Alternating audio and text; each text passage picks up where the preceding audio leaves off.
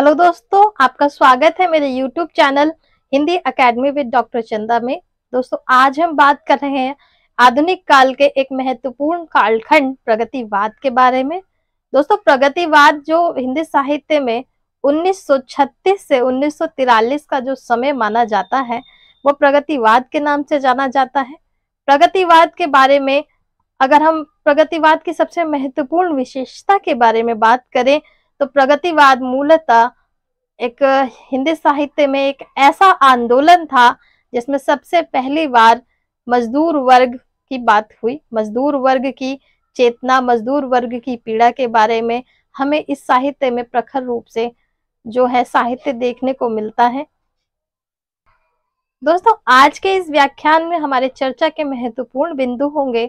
सबसे पहला होगा प्रगतिवाद की समय सीमा, दूसरा है युगीन परिस्थितियां, तीसरा होगा साम्यवादी चेतना और चौथा होगा प्रमुख कवि और पांचवा होगा युगीन प्रवृत्तियां।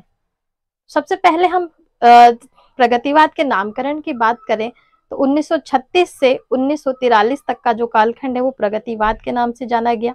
प्रगतिवाद की भारत में जो शुरुआत है वो 1936 में लखनऊ में आयोजित प्रेमचंद की अध्यक्षता में हुए प्रगतिशील लेखक संघ से मानी जाती है।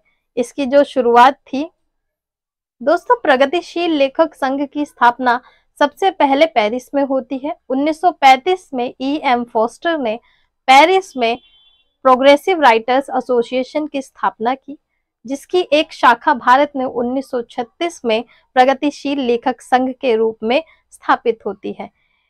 मुल्कराज आनंद और सज्जाद जहीर ने इस आंदोलन को और प्रगतिवाद को खड़ा करने में एक महत्वपूर्ण भूमिका निभाई थी। भारत में प्रगतिशील लेखक संघ की स्थापना की जो अध्यक्षता है वो प्रेमचंद करते हैं।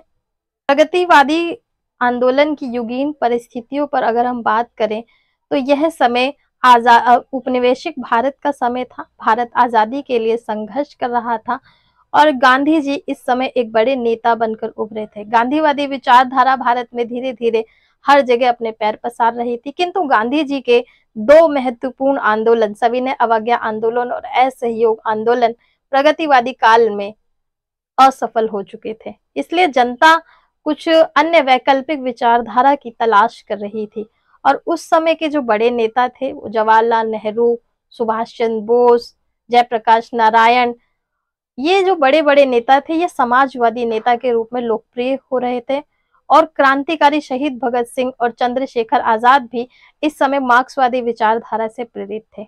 और पूरे विश्व फलक की बात की जाए तो 1917 की रूसी क्रांति के बाद जब सोवियत संघ में साम्यवादी विचारधारा की स्थापना होती है और सोवियत संघ एक विकसित देशों की श्रेणी में शामिल हो जाता है और संघ में कार्ल मार्क्स की विचारधारा, साम्यवादी विचारधारा का प्रभुत्व स्थापित हो जाता है।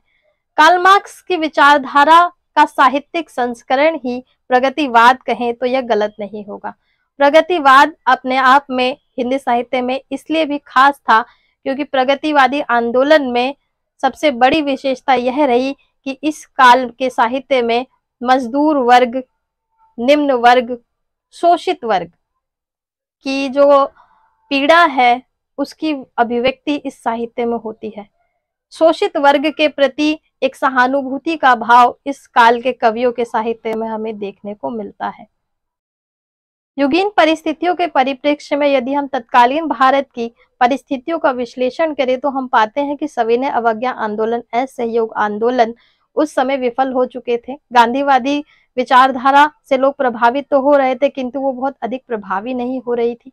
दूसरा कि इस समय किसान आंदोलन अपने चरम पर था। किसान आंदोलन जोर पकड़ रहा था, लोगों में एक नई चेतना की अभिव्यक्ति बहुत तेज हो रही थी और प्रगतिवादी आंदोलन में हम आजादी प्राप्त करने के जो समय है उसके बहुत करीब थे।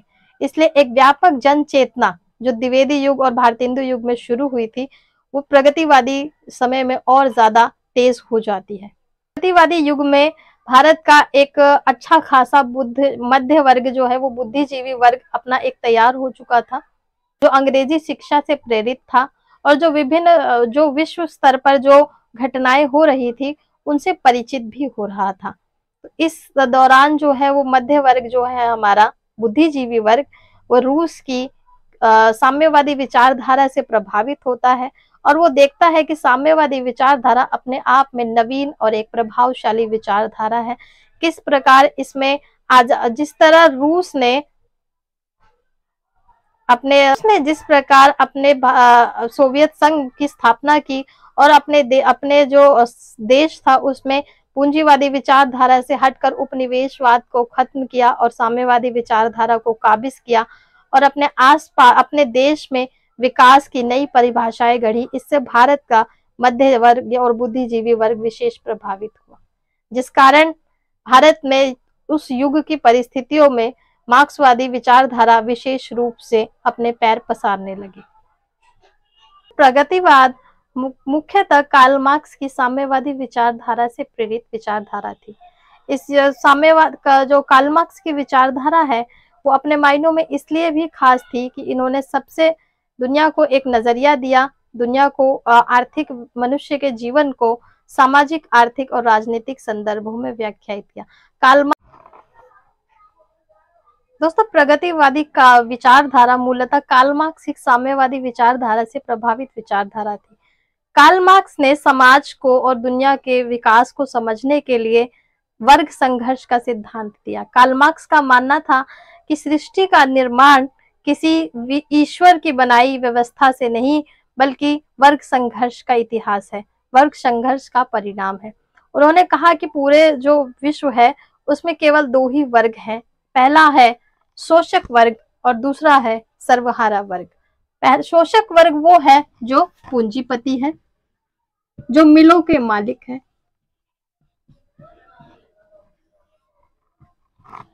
शोषक वर्ग पूंजीपति वर्ग है, मिलों के मालिक वर्ग है। ये वो वर्ग है जिन्होंने पूरी दुनिया के साधनों पर कब्जा कर रखा है और ना ये कोई उत्पादन कर रहे हैं, ना ही ये जो श्रम का जो उत्पादन है या जो श्रम का कार्य है उसमें प्रत्यक्ष रूप से शामिल है। यह मालिक के रूप में कार्य कर रहे हैं और शोषण कर रहे हैं। दूसरा उन्होंने बताया सर्वहारा वर्ग।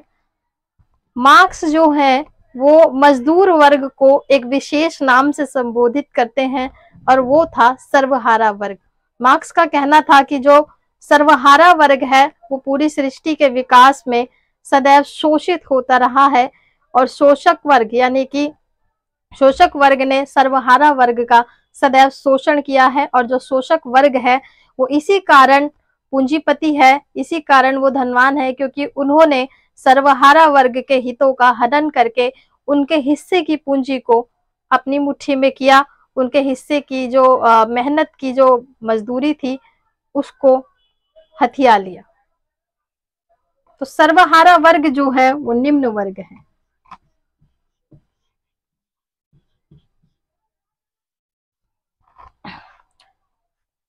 जीवन की संरचना और सामाजिक व्यवस्था को समझने के लिए कार्ल मार्क्स ने दो सिद्धांत दिए। पहला था द्वंद्वात्मक भौतिकवाद। द्वंद्वात्मक भौतिकवाद मार्क्स की जो विचारधारा है उसको समझने की एक समग्र दृष्टि है, जिसमें उन्होंने दो सिद्धांत दिए। पहला था आधार और दूसरा था अधिरचना। आधार और अधिरचना के आधार पर ही उन्होंने समाज की जो व्यवस्था है वो कैसे बनी है उसको व्याख्यायित किया। प्रगतिवादी आंदोलन के जितने भी कवि थे वो मार्क्सवादी विचारधारा से इसीलिए प्रभावित थे क्योंकि इसमें नई बातें थी और एक नया नजरिया था। दोस्तों, प्रगतिवादी कवियों की अगर हम बात करें तो इस युग के प्रमुख कवि थे सबसे पहले केदारनाथ अग्रवाल, दूसरे थे त्रिलोचन, तीसरे थे नागार्जुन, चौथे थे मुक्तिबोध। मुक्तिबोध का पूरा नाम था गजानन माधव मुक्तिबोध। पांचवे थे केदारनाथ सिंह और छठे थे रामविलास शर्मा। इसके अतिरिक्त छायावादी कवि सूर्यकांत त्रिपाठी निराला और सुमित्रा नंदन पंत भी छायावाद के उपरांत उनकी जो रचनाएं हैं उसमें हमें प्रगतिवादी चेतना देखने को मिलती है। इसलिए सूर्यकांत त्रिपाठी निराला और सुमित्रा नंदन पंत भी बाद में प्रगतिवादी कवियों में गिने जाते हैं। दोस्तों, प्रगतिवादी आंदोलन की सबसे महत्वपूर्ण प्रवृत्ति की अगर हम बात करें तो सबसे महत्वपूर्ण प्रवृत्ति उसकी पहली थी मार्क्सवाद में विश्वास। प्रगतिवादी आंदोलन मूलतः मार्क्सवादी चेतना से प्रेरित है। प्रगतिवादी आंदोलन में जो मार्क्स की विचारधारा है वो शोषितों के प्रति सहानुभूति रखती है और उसका मानना है कि क्रांति से ही विश्व में एक दिन साम्यवाद की स्थापना होगी और मजदूरों को यानी कि सर्वहारा वर्ग को उसका हक मिलेगा। मुक्तिबोध इस मार्क्सवादी चेतना से प्रभावित होकर अपनी एक कविता लिखते हैं कि मुक्तिबोध लिखते हैं कि लाल क्रांति की लड़ने वाली मजदूर सेना आम, उनको उनके स्त्री पुरुषों को मेरा लाल सलाम। कि लाल सलाम की जो कविताएं हैं वो प्रगतिवादी आंदोलन में लिखी गई। दूसरी प्रगतिवाद की एक महत्वपूर्ण प्रवृत्ति थी शोषण का अमानवीय चित्रण, कि पूंजीपति वर्ग यानी कि जो शोषक वर्ग है वो सर्वहारा वर्ग का किस प्रकार अमानवीय शोषण कर रहा है, इसकी जो एक मार्मिक अभिव्यक्ति है वो हमें प्रगतिवादी काव्य में दिखाई देती है। जैसे कि नागार्जुन की एक प्रमुख कविता है कि कई दिनों तक चूल्हा रोया चक्की रही उदास, कई दिनों तक कानी कुतिया सोई उसके पास, कई दिनों तक लगी भीत पर छिपकलियों की गश्त, कई दिनों तक चूहों की भी हालत रही शिकस्त, दाने आए घर में कई दिनों के बाद, चमक उठी घर भर की आंखें कई दिनों के बाद। कि किस तरह से अकाल और उसके बाद नागार्जुन की प्रसिद्ध कविता थी कि अकाल का वर्णन किया गया है। इसी तरह सूर्यकांत त्रिपाठी निराला पहली बार हिंदी साहित्य में एक मजदूर स्त्री का वर्णन करते हैं, एक हथौड़ा चलाने वाली स्त्री जो कि परिश्रम कर रही है। श्रम की महत्ता को वो इस कहानी में, इस कविता में दर्शाते हैं और वो कहते हैं कि वह तोड़ती पत्थर मैंने देखा उसे इलाहाबाद के पथ पर। प्रगतिवादी आंदोलन की तीसरी और महत्वपूर्ण प्रवृत्ति है पूंजीवाद के प्रति घृणा।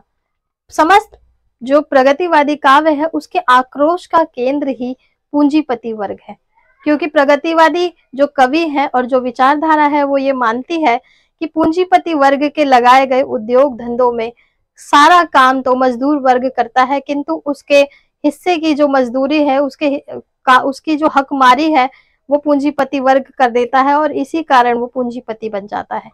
इसीलिए पूंजीवाद का और पूंजीपतियों का सशस्त्र क्रांति द्वारा विनाश जो है वो प्रगतिवादी जो विचारधारा है वो उसको समर्थित करती है।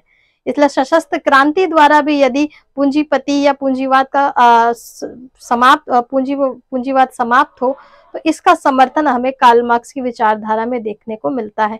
जैसा कि एक कविता भी है, जैसा कि मुक्तिबोध पूंजीवादी व्यवस्था के प्रति घृणा व्यक्त करते हुए अपनी एक कविता में कहते हैं, तू है मरण, तू है रिक्त, तू है व्यर्थ, तेरा ध्वंस केवल एक तेरा अर्थ।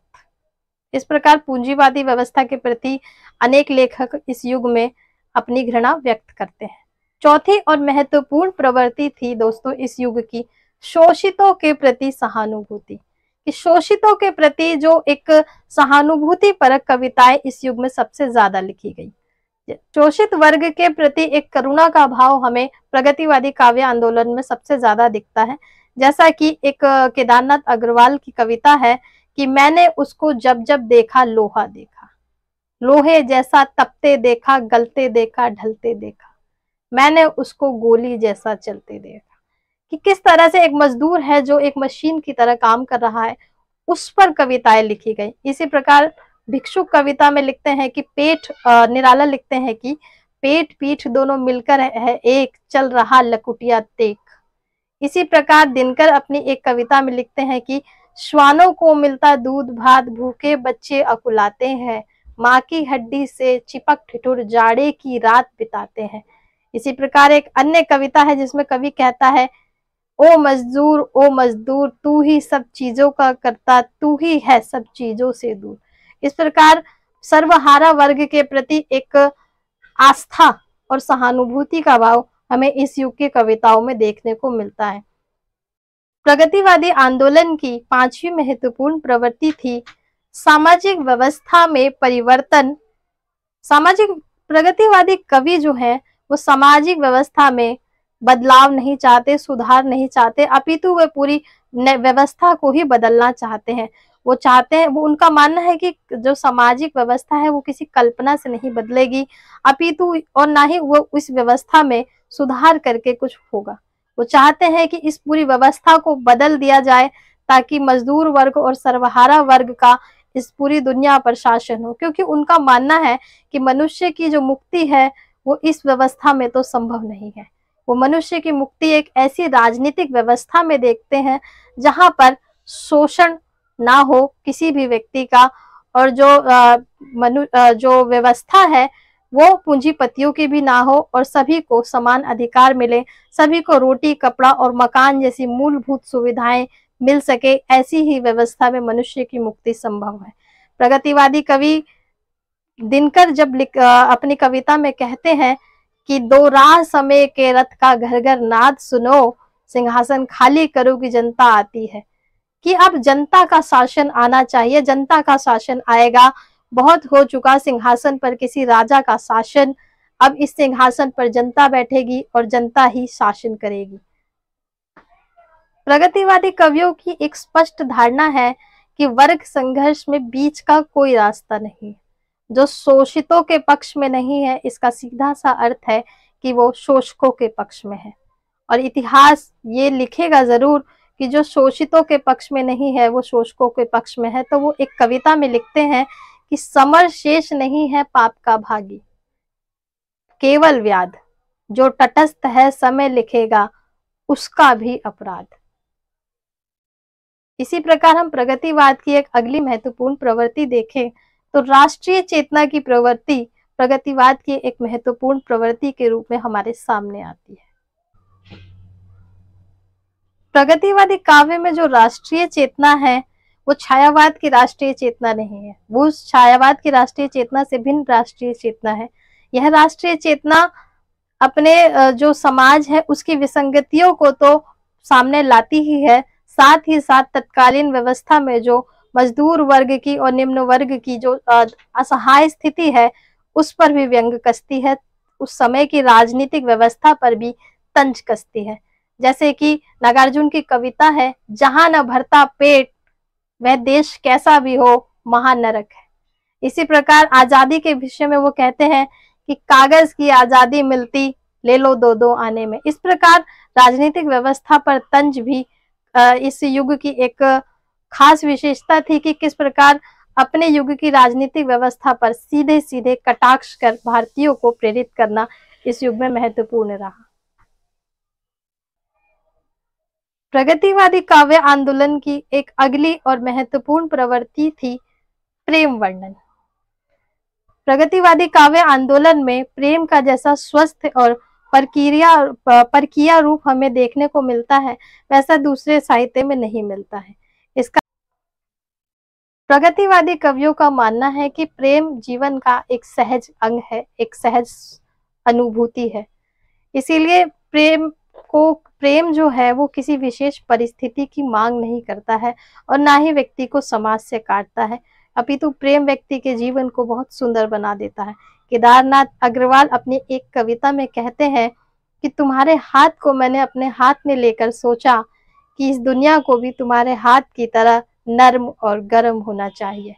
इसी प्रकार त्रिलोचन अपनी कविता में प्रेमानुभूति को वर्णित करते हुए कहते हैं कि मुझे जगत जीवन का प्रेमी बना रहा है प्यार तुम्हारा। इस प्रकार जो इस युग में जो प्रेम की जो अभिव्यक्ति है वो कोई बहुत परलौकिक प्रेम की अभिव्यक्ति नहीं है, वो साधारण जीवन में जो प्रेम है उसकी अभिव्यक्ति है कि किस प्रकार साधारण जो आम व्यक्ति का जीवन है उसमें प्रेम किस तरह है और प्रेम किस तरह से उसके जीवन को सुंदर बना सकता है, इसका वर्णन भी हमें प्रगतिवादी काव्य आंदोलन में दिखाई देता है। प्रगतिवादी कविता के शिल्प पक्ष पर अगर हम बात करें तो यह जो कविता है वो मुख्यतः आंदोलन की कविता है। प्रगतिवादी कवियों का मानना था कि ये प्रगतिवादी काव्य आंदोलन मुख्यतः संघर्षशील आंदोलन है। इस युग में व्यक्ति के जीवन के संघर्ष और सर्वहारा वर्ग के संघर्ष चेतना और उसकी पीड़ा को दिखाना ही साहित्य का मुख्य उद्देश्य है। और जो शिल्प होता है वो कथ्य का ही एक अंश होता है। जैसे जैसे कथ्य विकसित होगा, कथ्य और अधिक विस्तारित होगा और विकसित होगा, शिल्प भी अपने आप ही विस्तारित, व्यापक और सुंदर होता जाएगा। इसीलिए इस युग में शिल्प के पक्ष पर अधिक ध्यान नहीं दिया गया। मुक्तिबोध तो कविता के शिल्प को पोस्टर जैसा मानते हैं। वो खुद कहते हैं अपनी कविता में कि चंद्र है, सविता है, पोस्टर ही कविता है। यानी कि सब कुछ सहज और आसानी से समझ आ जाने वाली कविता होती है, उसमें अत्यधिक शिल्प की आवश्यकता नहीं है। दूसरा महत्वपूर्ण इसकी जो, फिर भी यदि हम शिल्प पर बात करें तो सबसे पहला जो तत्व है वो है काव्य रूप।